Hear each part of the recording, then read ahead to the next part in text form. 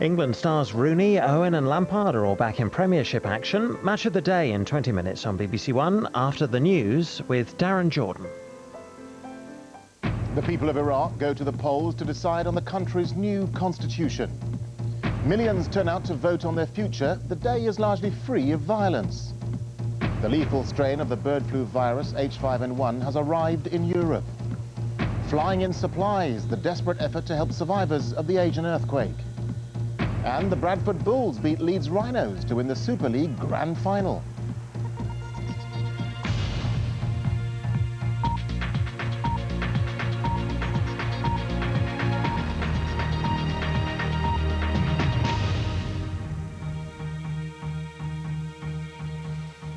Good evening. Millions of Iraqis have voted on a new draft constitution to decide their country's future. The turnout was high in many provinces, despite the threat of violence from insurgents. The results of the referendum are due next week. The constitution maps out a democratic federal republic with decentralized power. It also calls for Saddam Hussein's Ba'ath Party to be banned. But Arab Sunnis in central Iraq fear the constitution will split the country by handing too much power to the oil-rich areas controlled by the Kurds in the north and Shias in the south. In a moment, we'll hear from Paul Wood in Basra. But first, Caroline Hawley reports now from Baghdad. A mark of pride for many Iraqis, indelible ink to prevent any cheating as they voted for the kind of country they want to live in. And plenty of people were determined to have their say.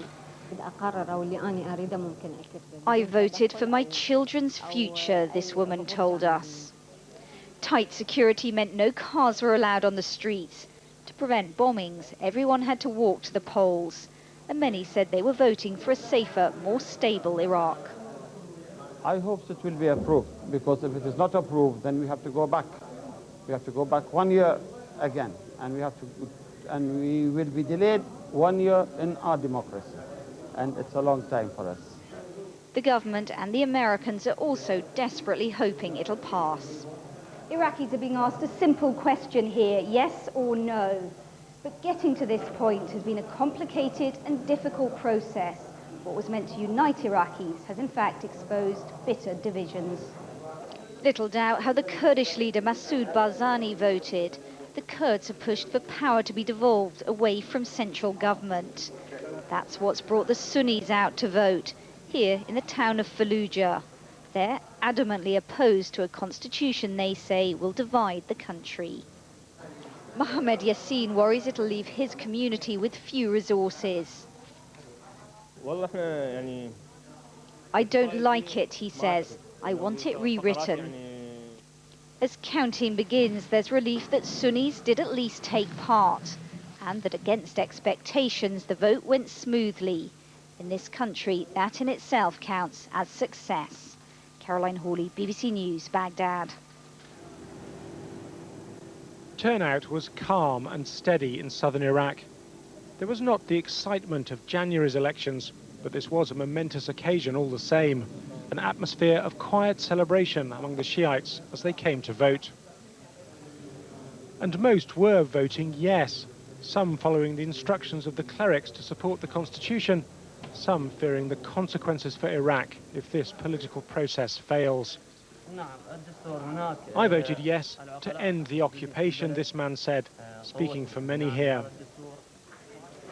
This is only the second time in decades that Iraqis have been able to cast a democratic vote, but this isn't, as some hoped, the final step in the process before elections. A deal has been done to keep the Sunnis on board to allow further amendments to the constitution over the next 6 months. The vote today is not final.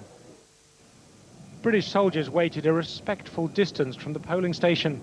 The coalition was anxious not to have even the appearance of trying to influence this crucial vote. Everyone knows the closer Iraq gets to political stability, the closer the troops will be to coming home.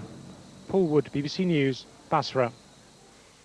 The American Secretary of State, Condoleezza Rice, has told the BBC that the success of today's referendum proves Iraqis are still backing the political process, despite the continuing attacks by insurgents. The vote today is an important milestone. They will have elections in December for a permanent government. Every time the Iraqi people have been given an opportunity to express themselves politically, they've taken it. And so this train is moving forward. The insurgency can't ultimately survive without a political base. Well, earlier I spoke to our correspondent Caroline Hawley in Baghdad. I asked her how significant it was that the polling day had not been overshadowed by violence. Well, certainly it is an immense relief. As you know, key political moments in the past have been marked by terrible bloodshed. But I think, frankly, it's hard to know quite what to read into this, whether the security operation has been very successful or whether the insurgents have simply decided that now is not the moment to strike.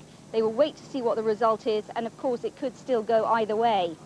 And Caroline, how important is today's vote to the whole future of Iraq?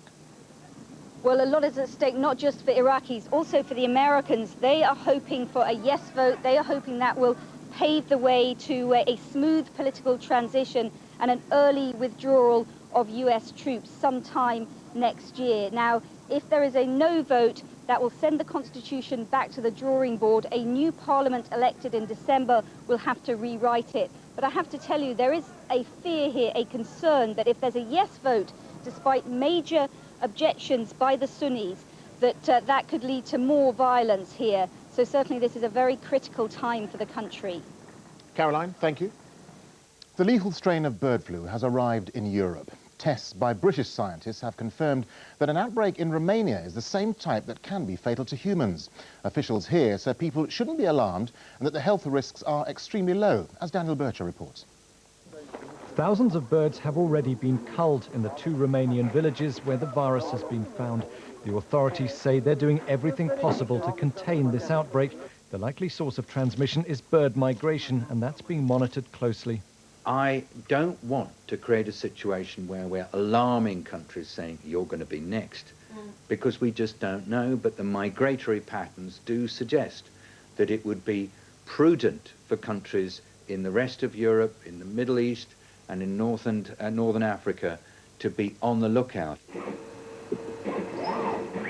That's what they're doing here. This British laboratory has been analysing the samples from Romania, and it's here that they've confirmed that the virus found is the potentially fatal H5N1 that's already killed 60 people in Asia. And there's more work to be done here. Scientists are still trying to establish the exact source of this particular outbreak. And so the researchers here in Surrey that have already established this is the strain they'd feared are now carrying out more detailed tests. It is difficult and rare for the virus to pass from birds to humans, and there is no evidence of it being transmitted from person to person. The cases in Turkey and Romania don't change the science of that, but more outbreaks could increase the likelihood that the virus mutates. For now, though, the primary focus is on preventing it spreading to new countries. That means British poultry producers are being advised to make sure their flocks aren't at risk of infection from migrating wild birds or other potential sources. All we can do is continue to be on a heightened state of alert. Biosecurity is extremely important to British poultry producers anyway. They've been extra vigilant in the light of the recent news within Europe. Ministry officials say the risk of the virus spreading to Britain is still low and that current precautions are more than adequate, though the situation is constantly under review. Daniel Bircher, BBC News. The Turkish authorities say the virus there has been contained, although protective measures are still in force and some areas remain under quarantine. The lethal strain of bird flu now found in Romania was confirmed in Turkey 2 days ago near the village of Kizitska. Daniel Sanford has been there and sent this report. Kizitska is a village under quarantine. We drove in through a pool of disinfectant. All cars out are checked for poultry. The residents now know that the birds that died here had the H5N1 strain of avian flu that can also kill humans. Since then, their life has been turned upside down. This afternoon, Agriculture Department officials were once again preparing to disinfect the village. The tractor drove down each street, spraying it with a virus-killing liquid.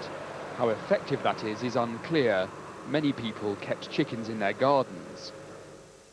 Mayor Ekrem Göktürk told me doctors are in Kizitska and have treated 7 people who had close contact with the infected birds. All week, vets have been collecting every duck, turkey and chicken in town and gassing them. Even so, the risk has not been eliminated. We found several chickens still alive, and they'll be killed when they can be caught. Around 10,000 domestic birds have been killed and buried here in lime-filled pits on the edge of the village. It's a desperate attempt to prevent the virus getting a foothold in Turkey and to end any chance of it claiming human lives. Farmer Naci Yildiz and his neighbours were against the killings at first. Hand-reared poultry is a cheap source of meat here. But he told me once they heard that the bird flu that had hit the village could be fatal to humans, they became much more frightened and supported the cull. It's now a case of praying that no one has been infected. Thankfully, the chances are low. The Turkish government is calling for calm. Daniel Sanford, BBC News, Kaziksa. The authorities in Pakistan say 38,000 people are now known to have died in the earthquake a week ago. Relief efforts are now being hampered by bad weather. In many parts of the region, helicopters are the only way of getting aid to those stranded in villages such as Oji Fort and Shiankari. Our special correspondent, Gavin Hewitt, accompanied American troops on one mission. 120 sorties a day are being flown into the mountains. This morning, we flew with the Americans. The skies were heavy and rains and strong winds delayed some of the aid flights. First stop, Oji Fort, close to the Black Mountains. As we hovered, people ran from the town to collect supplies. But as the numbers grew, the pilot became anxious and lifted off. As we tried to land outside another village, again we found desperate people running towards the helicopter. We flew on to Shinkiari. The Americans were delivering Iranian rice, long-standing tensions set aside in the face of a disaster. These food and blanket drops are absolutely vital. They reckon there are 2.5 million people homeless, and the snows are less than 20 days away. The crowd pressed against the ramp at the back of the helicopter. They were not just after food, but large army tents. In their faces was a reminder that many villages remain cut off by landslides. The air bridge is their lifeline, and the Americans struggle to hold them back. This was Pakistan a week on from an earthquake which the government said today had killed 38,000 and injured 60,000. Help like this will be needed for many, many weeks. Gavin Hewitt, BBC News, Pakistan. It's been announced tonight that the Scottish Parliament has won Britain's most prestigious architecture award, the Stirling Prize. The building was the most controversial and expensive on the shortlist. It was designed by the Spanish architect Enrique Morales, who died in 2000 before the building was completed. Now with news of a win for Bradford in the Super League Grand Final and the rest of the day's sport, here's Rob Bonnet. Rob. Thanks, Darren. Good evening to you. Well, Bradford Bulls won the Grand Final for a fourth time at Old Trafford this evening, beating these Rhinos by 15 points to 6. So for the Bulls, well, it was ample revenge for their defeat in the same fixture last year, but for the Rhinos, there was the disappointment of losing the second of two major finals this year. Here's Andy Swiss. It's called the Grand Final, and it lived up to its billing. A packed Old Trafford watched a game of fluctuating fortunes and often bruising intensity. This high tackle gave Bradford an early penalty chance, which Paul Deacon gratefully accepted. But Leeds responded in impressive style. Andrew Duneman's kick neatly snaffled by Danny Maguire. Again, though, the celebrations proved short-lived. Bradford charged back, in particular Leon Price, and he powered the Bulls into an 8-6 lead at the break. The second half proved just as tense. Both teams thought they'd scored, only for the video referee to decide otherwise. With time slipping away, the next try would be decisive, and it went to Bradford. Not exactly subtle from Leslie Vainicolo, but extremely effective. It capped a memorable night for the Bulls, and after losing to Leeds in last year's final, this victory will have tasted all the sweeter. Andy Swiss, BBC News. Well, now to today's Premiership action, which you can see on Match of the Day after this programme. So Here's the moment to turn down the volume and look away if you don't want to know the results. Starting with Chelsea 5, Bolton 1. Frank Lampard, the scorer of 2 goals and involved in 2 more as the champions demolished Bolton's half-time lead.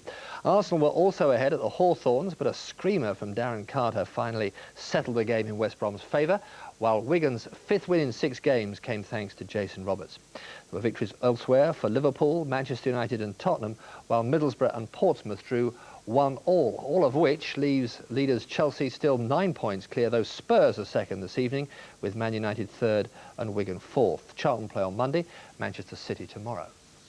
Well, second played first in the Scottish Premier League today, and it ended all square. Celtic's Craig Beattie scored first, but Hearts equalised through Rudy Scatchell for a 1-1 draw. Elsewhere, there were narrow wins for Falkirk and Motherwell, while Hibs came from behind to beat Kilmarnock 4-2, and Inverness drew with Aberdeen. So, Hearts still lead Celtic by 3 points, while Hibs go above Rangers, who'll return to third place if they beat Dundee United tomorrow. Andrew Flintoff reminded Australia's cricketers of his Ashes form on the second day of the ICC Super Series Test match in Sydney. The England all-rounder took 3 wickets for 4 runs for the World 11 and then entertained with the bat, hitting 4 sixes in an innings of 35. But Australia are on top and closed the day 221 runs ahead with 9 second innings wickets in hand. In Rugby Union's Guinness Premiership, Northampton came from behind to snatch a 25-23 victory over London Irish in stoppage time. In the day's other game, Ollie Barkley hit 5 penalties for Bath as they beat Gloucester 18-16 at the Recreation Ground. This despite playing the entire second half with only 14 players after the dismissal of Andrew Higgins. Ronnie O'Sullivan has reached snooker's Grand Prix final at Preston. The world #1 was pushed all the way by Barry Hawkins, but produced a century break to take the match by 6 frames to 5. He'll now meet either Stephen Hendry or John Higgins in the final. But O'Sullivan's not happy. Afterwards, he said he was so bored with snooker that he'd rather be planting a few shrubs in the garden. That's it, Darren. All right, Rob, thank you. Now, before we go, a reminder of the main news tonight. Iraqis have voted in a referendum on the country's new draft constitution. Well, that's the latest. There'll be news throughout the night over on BBC News 24. But from Rob and from me, good night.